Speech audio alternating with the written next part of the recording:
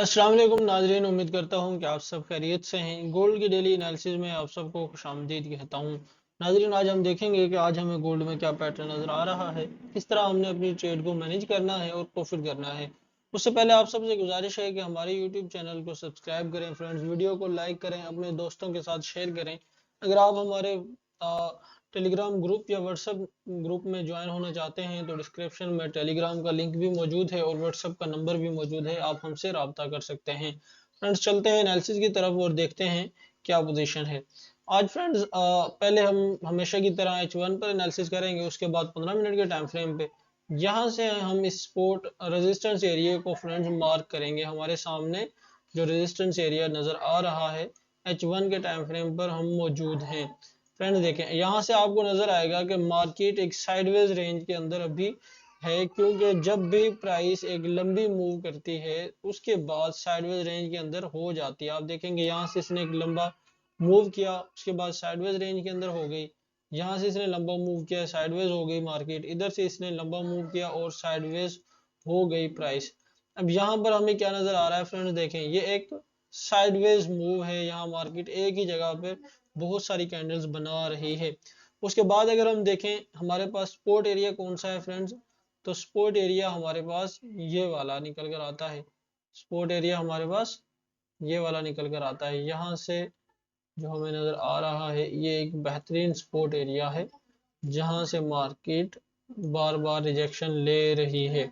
अच्छा फ्रेंड्स, देखिए मार्केट नीचे आई, ऊपर गई, फिर नीचे आई, फिर ऊपर गई, फिर नीचे आई और फिर यहाँ से रिजेक्शन लेने की कोशिश कर रही है। क्या यहाँ से दोबारा एक हाई लगा सकती है प्राइस, या यहीं से इसको डाउन मूव करके इस सपोर्ट को ब्रेक डाउन कर सकती है और एक न्यू लो लगा सकती है प्राइस। इसे देखने के लिए फ्रेंड्स हम चलते हैं 15 मिनट के टाइम फ्रेम पे।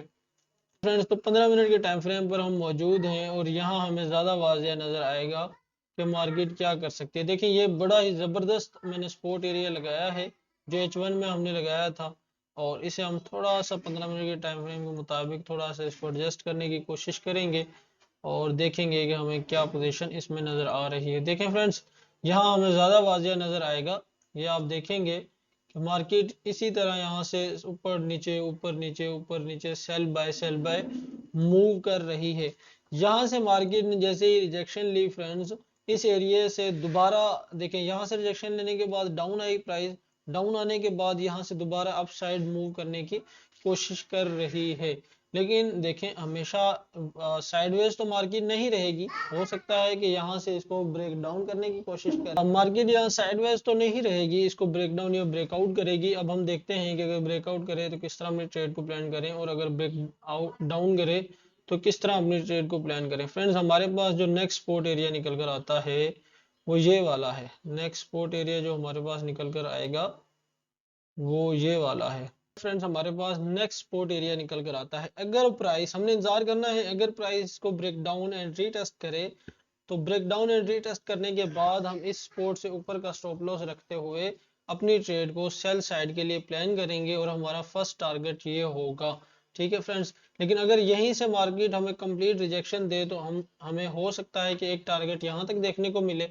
लेकिन अगर यहाँ से मार्केट ऊपर जाए और यहाँ तक आए और फिर इस एरिया को ब्रेकआउट कर जाए, तो क्योंकि ये गोल्ड का एक हाईएस्ट पॉइंट है और ये यहाँ पर इसका एक इसने हाई लगाया है, तो हो सकता है कि हमें प्राइस यहाँ से ब्रेकआउट एंड रीटेस्ट होने के बाद दोबारा इस एरिया पर नजर आए या इस हाई को ब्रेक कर दे। ये है 2194 का एरिया। ठीक है फ्रेंड्स, हो सकता है कि इसको भी प्राइस ब्रेक करे एक न्यू हाई लगाने के लिए।